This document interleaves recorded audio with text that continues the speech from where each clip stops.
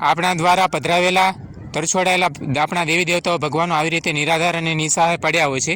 આપ જોઈ લો મિત્રો, આ મૂર્તિને પણ આપ જોઈ લો મિત્રો, નથી હાથ સાજા નથી નાક સાજું, આવી રીતે ખંડેર અને ખંડિત હાલતમાં આ મૂર્તિઓ આપણને જોવા મળી છે। આ હાલત છે આપણા દ્વારા પધરાવેલા દેવી દેવતાઓની, ભગવાનોની આપણી। આ જે કૂતરાઓ છે મિત્રો, એ આ ખંડિત મૂર્તિઓ પર મળમૂત્ર પેશાબ કરતા હોય છે આવી રીતે।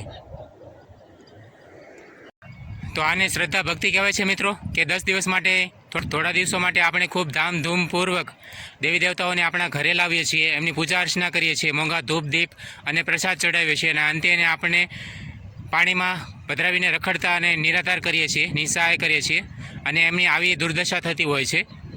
તો આનો કોઈ ઉકેલ ખરો મિત્રો, કે જેથી કરીને પર્યાવરણને પણ નુકસાન ન થાય અને આપણી શ્રદ્ધા ભક્તિ પણ જળવાઈ રહે? આનો કોઈ સારો વિકલ્પ હોય આપની પાસે, કોઈ ઉપાય હોય તો મને કોમેન્ટમાં જરૂરથી જણાવજો। વિડીયો જોવા બદલ આપનો આભાર મિત્રો।